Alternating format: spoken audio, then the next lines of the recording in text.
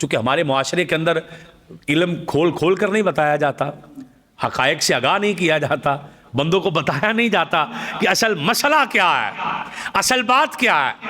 اصل پیچیدگی کہاں پر جا کر آتی ہے کہ ہم غیروں سے متاثر ہو جاتے ہیں۔ ہمارے بہت سارے نعت خواں حضرات، ہمارے بہت سارے نقیب حضرات، ہمارے بہت سارے خطیب حضرات وہ قصے کہانیاں پڑھ کے سنانا شروع کر دیتے ہیں جو اہل تشیع بیان کرتے ہیں، جن کی کوئی حقیقت سے کوئی تعلق نہیں ہوتا، گھڑت چیزیں، من گھڑت قصے پڑھ پڑھ کے سنانے شروع کر دیے، اور متاثر ہو گئے کس لیے کہ عوام نے سامنے سبحان اللہ، ماشاء اللہ، جزاک اللہ اسی بات پہ کہنا ہے، اور عوام کے نعرے مروانے اسی بات پر کہ جنہوں نے قصہ کسی سے سن لیا، کسی ذاکر نے پڑھا، انہوں نے سن لیا اور سنانا شروع کر دیا، تحقیق نہ کی کہ آیا یہ حقیقت میں ہے بھی کہ نہیں ہے۔ بات کہاں سے کہاں تک پہنچ جاتی ہے۔ بھری پڑی ہیں کتابیں،